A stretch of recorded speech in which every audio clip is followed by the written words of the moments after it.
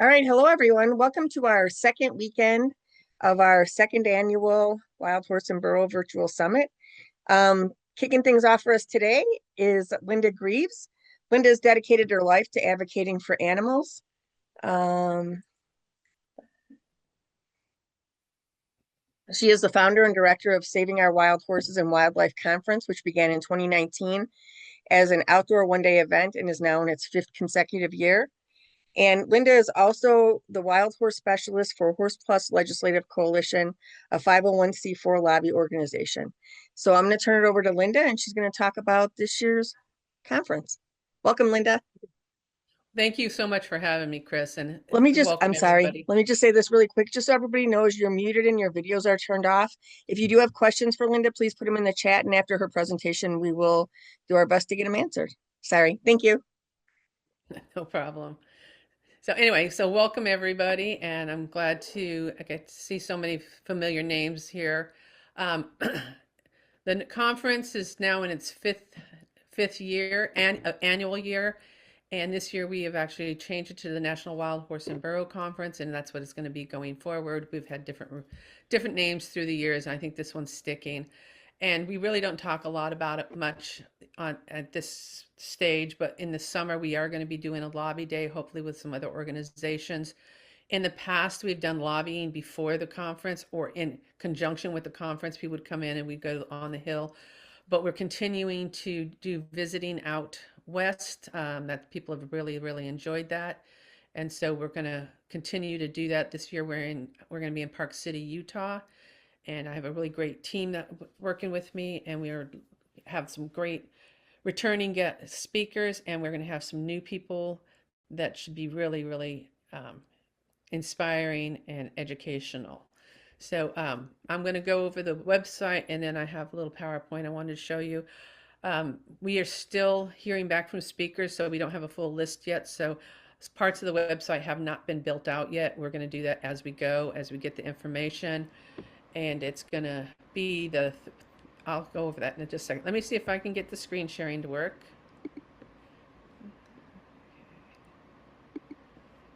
Okay.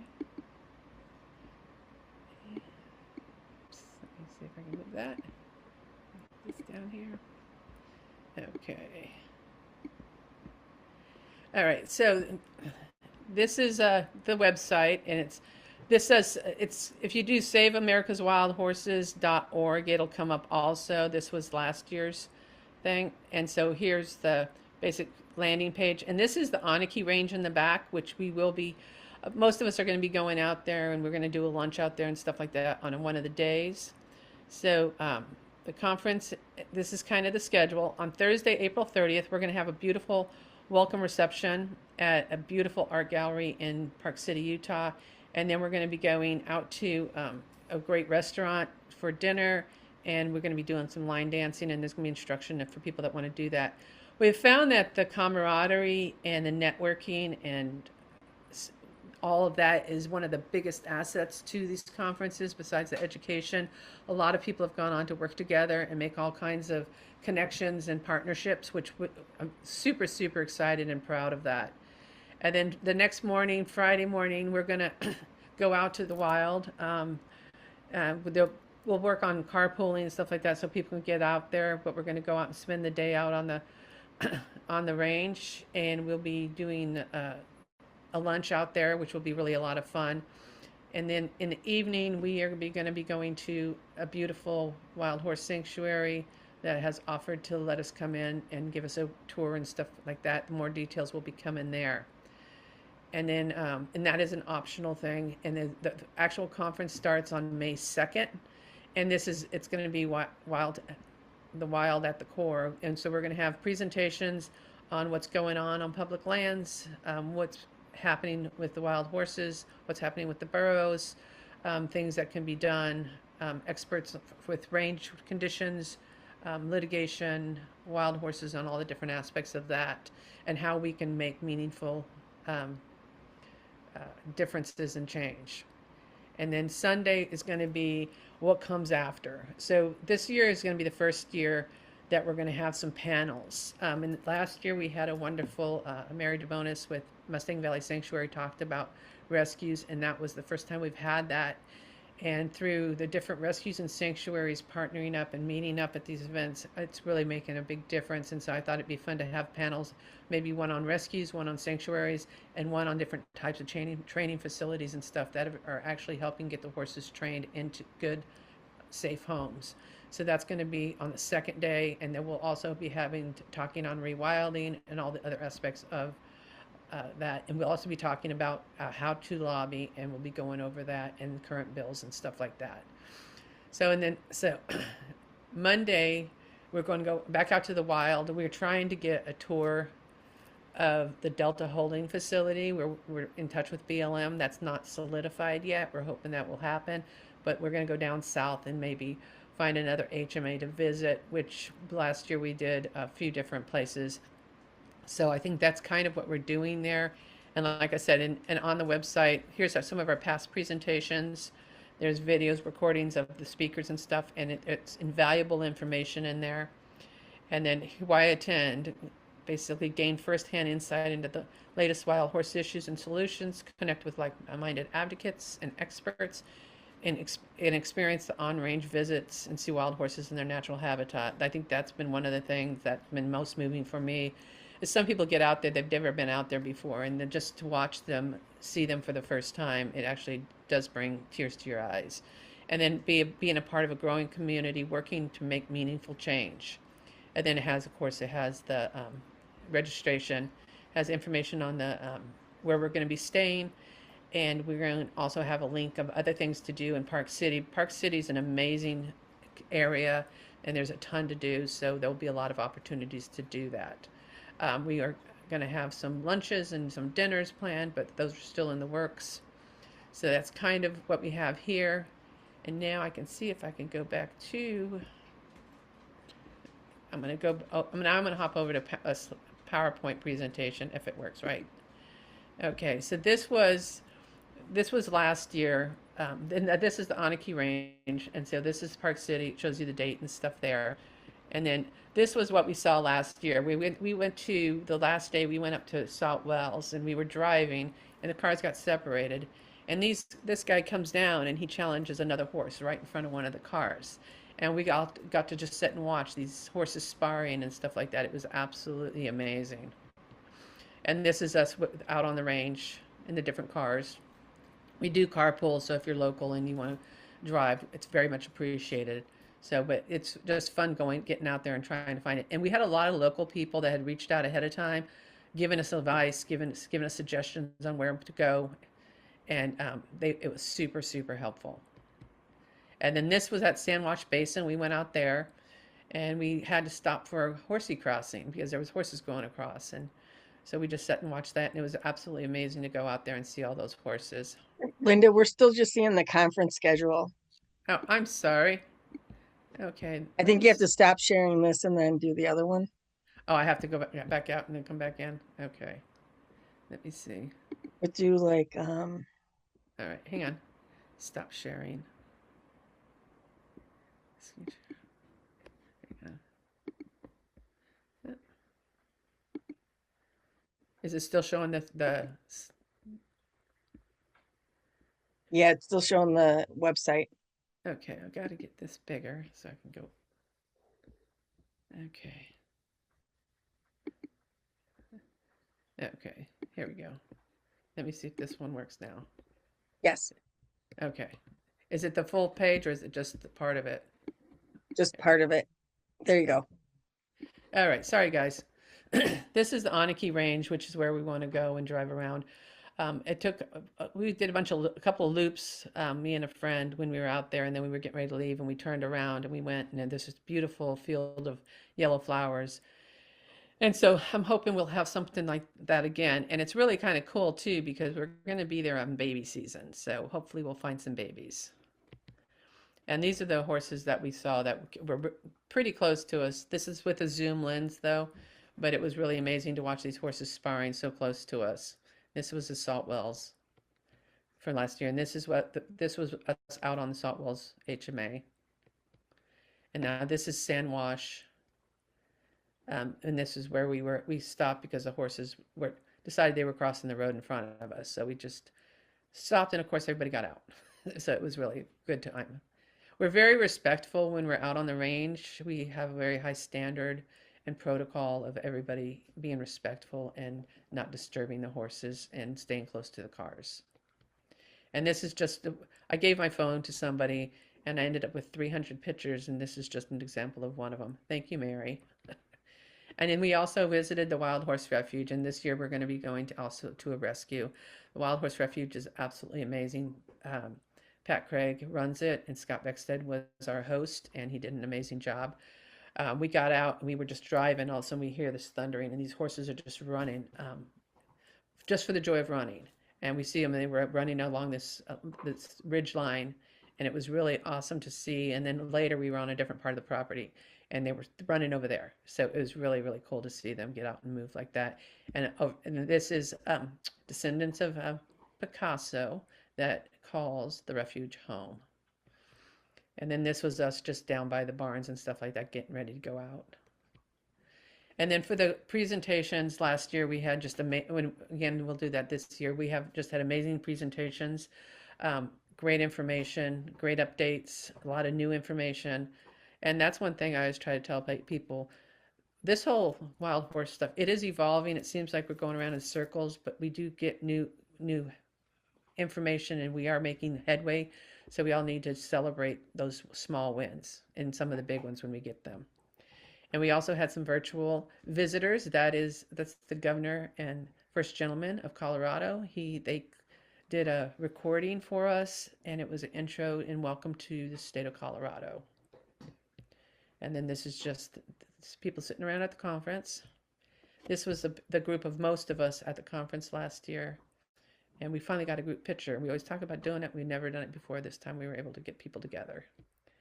And then the next day after the conference, some of the people had to leave. There was people were going into another place, but I had a handful of people say, I got to leave. So we got in the car and we drove to Salt Wells. It was a couple hours drive, but it was well worth it. We got up at the crack of dawn and went up there, and we were just sitting on the side. We drove onto the HMA, and we saw horses over on the ridge, so they were like over here, and it was really awesome. So we sat there for 2 hours, and this is an example of some of the stuff we were watching. But we were down the ridge and up the other side, so we were completely not impacting anything that they were doing. And it was just really amazing just to be present. And this is a group of us that were out on the range together. And like I said, building friendships and communities, really, really impactful. And it's really, because this is really hard work. So if you have friends you can call that understand, it's really, really helpful. And then this is just a few more pictures that I took at the range. And then, hang on, oops. Okay, I'm not sure what, oops. And then these are some other pictures of Salt Wells. And then, like I said, these are all just pictures. This is Cedar Mountain. This is close to where we're going to be. These horses are like ghosts. They're almost impossible to see. I've been out there 5 times. This is the best picture I ever got, which was amazing. But I've been out there and seen a horse dust and out in the range. So they're very, very private, but it's really awesome. And they're not far from where we're going to be either. And this is actually at the Aniki Range. And this I took a few years ago, and it's one of my favorite pictures. And then this goes back to the lobbying. Even if you don't come to the conference, if you want to be involved in lobbying, either in person or virtually, we will be working on that after the conference. And based on what we have going on at the time, it'll adjust some. But making sure our Congress people and senators know that we're watching and we care. And we did just get in appropriations, they did keep the wording and the verbiage in there that wild horses could not be sold to slaughter, and they cannot kill healthy, or the ban on killing healthy horses. So that was a plus. And now this is Norman. He was a stallion out on the Aniki Range. He used to have 2 buddies, and when the Aniki roundup happened, he was the only one left out there. And when I was out there the following year, he was by himself, and he would go walk around and he would call. And passed away not too long after that. And I know there's some other stuff, but I think part of why he died was from a broken heart because he had lost his bachelor buddies. And so that's where I came up with this little bit of a quote. And I hope a lot of you can make it out to the conference. Doing webinars like what Chris is doing here is a great way to get education, find experts who you want to reach out to. Um, it's because it's all a matter of us working together that we can make change. Now I'm going to see if I can get back to here. All right, stop sharing. Okay, did I stop sharing, Chris? Yes. Okay. All right. So anyway, so that's kind of what we're doing. And the first year we did go to. So right now we've gone to Colorado, and then we've done here. And the first year we went to Reno, and we were able to do the holding facility, and we were the first civilians that have ever got to have a tour of the holding facility, and we were able to get out to several different areas and see all different kind of things. And I still think one of the best things is whatever area we go to, we have such community support and stuff like that. It's just really, really amazing. And so if you know anybody in the area that wants to help out or has any advice, we're always open to that. So I don't know if anybody has any questions or anything, or if anybody has any comments. Does anyone have any questions or comments? If you do, put them in the chat.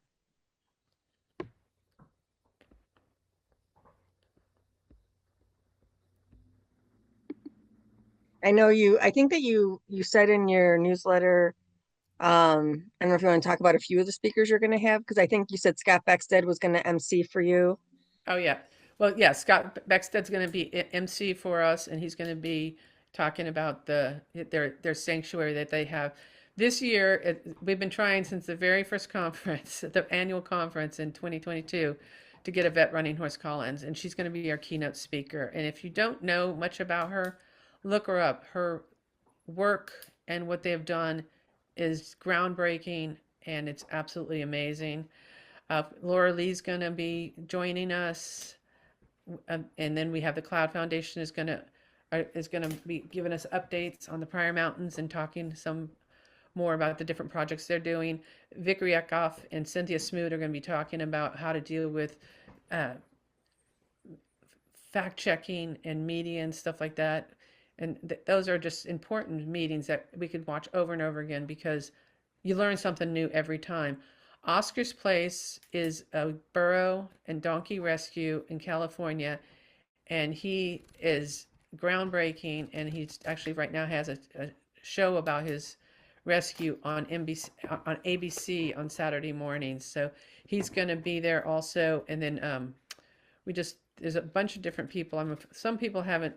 We're talking to Eric Mulvar, and we're of course hoping to get Rewilding America Now to join us again, explaining and talking about rewilding and the project they have going. And then, like I said, we're going to be reaching out to several different rescues and sanctuaries. I've got a couple of them um, confirmed, but they're not all confirmed yet. So I'm trying to get that, and we're also going to reach out to some other organizations. We try to have some of the foundation group presentations yearly, and then try to grow it and see where we can take it. So that's kind of what we're doing with those types of things. Someone's asking, is there a deadline for signing up? Yeah, a week ahead of time And what are because the we dates do again this year? the actual conference is the second and third, but our reception is the 30th. So we're going to be in the area doing stuff as a group, and or people can go off and do different things. We have a couple different sanctuaries in the area that have said that they would allow some tours and stuff like that. So that's again, but I don't want to say names because we're still working on firming those details up.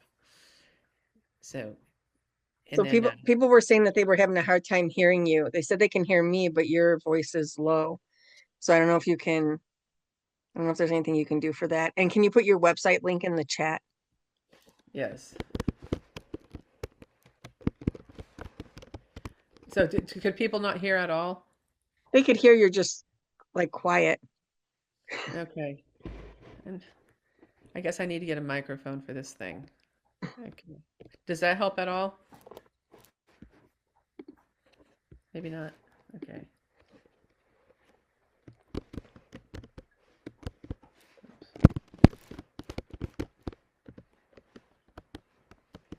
Okay. And then you said you're going to do a Washington, D.C. lobby day or Yeah, lobby days. yeah, probably in June once we find out when what the congressional calendar looks like for visiting, and we uh, we will be talking about um, different bills and stuff like that. And we what we do usually with the lobby days, we will do a meeting beforehand, either virtually or in person, to get everybody up to speed. So make sure everybody has everything they need. We're willing to work with people with the meetings. We can join you with meetings so you don't have to do it by yourself, um, because it can be intimidating. I know a lot of people say that. So we try to always make sure we have help with that. And then the Horse Plus Legislative Coalition that I'm now part of, that is their focus is lobbying and that type of thing. And we're trying to build that out also.